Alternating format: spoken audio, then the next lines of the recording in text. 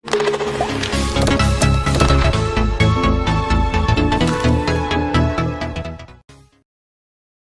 dan anggota kelompok yang ada di video ini akan menjelaskan tentang pandemi corona serta memotivasi para remaja pada saat pandemi corona seperti ini.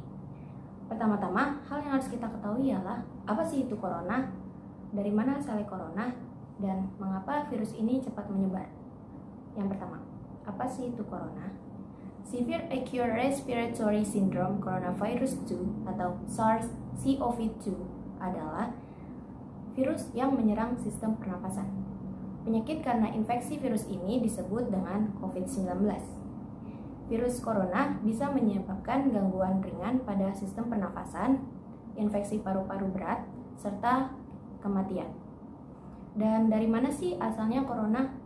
Virus ini pertama kali merebak di Wuhan, China pada Desember 2019. Dan mengapa virus ini dengan cepat menyebar? Karena menurut hasil penelitian terbaru, protein yang terkandung dalam virus corona memiliki daerah khusus atau yang lebih padat. Hal ini membuatnya lebih mudah menempel pada sel manusia dibandingkan virus yang lain.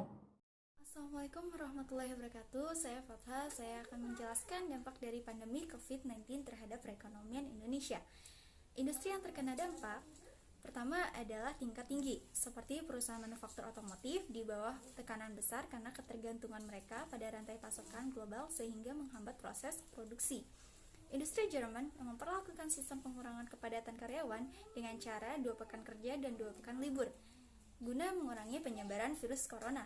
Tentu hal ini berdampak pada menurunnya produksi sehingga perusahaan bisa mengalami kerugian yang berujung PHK. Sektor pariwisata dan penerbangan yang sepi penumpang dikarenakan adanya kebijakan social distancing serta retail makanan yang sepi pengunjung. Kedua, tingkat sedang, seperti industri perfilman yang mengurangi proses syuting, industri media dan pers yang terhambat mencari konten dan berita.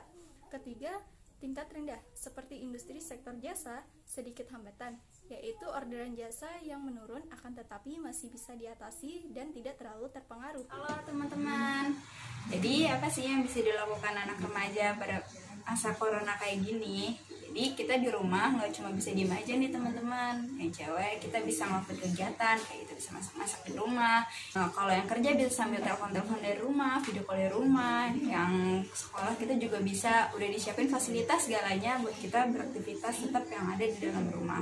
Jangan kalian berpikiran bahwa pandemi corona ini menjadikan semuanya itu serba terbatas dan menjadikan sulit untuk kalian. Tapi kalian juga tetap bisa meraih mimpi kalian tanpa keterbatasan dengan adanya corona seperti ini. Nah, berhubung corona ini jatuh di bulan puasa, kita bisa tambah kayak bisa sholat sunnah, bisa ngaji, bisa lebih akrab sama keluarga, bisa beramal, kita bisa lebih kreatif lah di rumah, bisa nulis-nulis, gambar-gambar atau apapun. Pokoknya kalian harus tetap semangat. Jangan kalian beranggapan bahwa corona ini bakal berakhir gitu semuanya, tapi nggak gitu teman-teman. Kalian kan generasi milenial, jadi kalian tuh harus bisa berpikiran ke depan bahwa nggak cuma kita nih, nggak cuma Indonesia yang kayak gini, karena semua negara di dunia juga ngalamin kayak gini. Jadi jangan merasa terpuruk, jangan merasa kalian nggak bisa ngelakuin apa-apa di rumah. Banyak hal yang bisa kalian lakukan di rumah yang bermanfaat. Bismillahirrahmanirrahim. Semoga dalam keadaan sehat dan perlindungan Allah Subhanahu wa taala. Sebagai anak muda, dalam pandangan Islam, apa sih yang harus kita lakukan terjadinya wabah virus corona ini? Yang pertama, kita harus banyak berdoa, terutama berdoa mohon ampun kepada Allah Subhanahu wa taala. Kita memohon semoga penyakit atau wabah sekarang ini, semoga Allah angkat penyakit atau wabah ini, Allah hapus semua virus-virus yang ada di muka bumi ini. Yang kedua, kita harus bertakwa. Bagaimana sih cara bertakwa? Yang pertama, kita harus banyak-banyak ibadah, sholat, baik itu puasa, terutama pada bulan suci Ramadan ini, bulan-bulan yang paling mulia, yaitu bulan umatnya Nabi Muhammad SAW. Terus yang ketiga apa? Kita harus banyak bersabar. Bagaimana cara sabar? Kita harus sabar menghadapi musibah yang sekarang ini yang ditimpa. Barang siapa yang bersabar, Allah akan menyayanginya. Terus yang kedua, selanjutnya yaitu harus bertafakur. Kita harus merenungkan pada diri kita, perbuatan apa sih yang kita berbuat sehingga musibah kita timpa, baik itu umat Islam maupun umat lainnya, terutama umat Islam. Mungkin perbuatan kita dari maksiat, orang berzolim, atau dosa-dosa yang sehingga Allah murka. Yang kita tahu, semua orang yang ada di dalam masa pandemi ini merasa diambil kenikmatannya, seperti bekerja, bersekolah, maupun bersosialisasi. Semua ada dalam posisi ketidaknyamanan, rasa takut, bahkan kesulitan.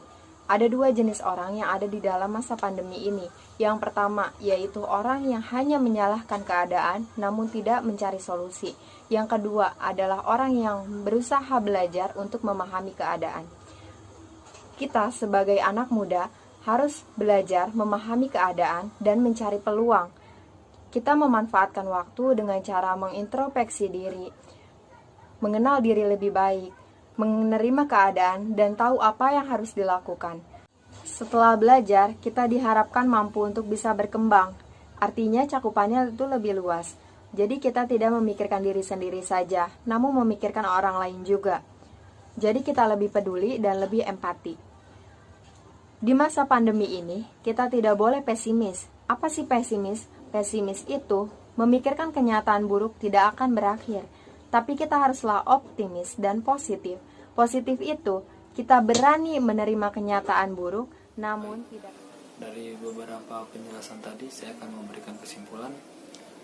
Bila Anda cemas, ceritakan perasaan Anda pada orang terdekat. Lakukan hal-hal yang membuat Anda rileks. Pastikan juga Anda rajin mencuci tangan. Hindari atau kurangi memegang mulut, hidung, dan mata. Batuk dan bersin pada siku yang terlipat. Hindari atau batasi berada di lingkungan ramai. Ikuti saja anjuran pemerintah. Hindari juga kontak dekat dengan orang yang sakit. Dan yang terakhir, bersihkan dan desinfeksi barang-barang mati atau benda-benda mati yang sering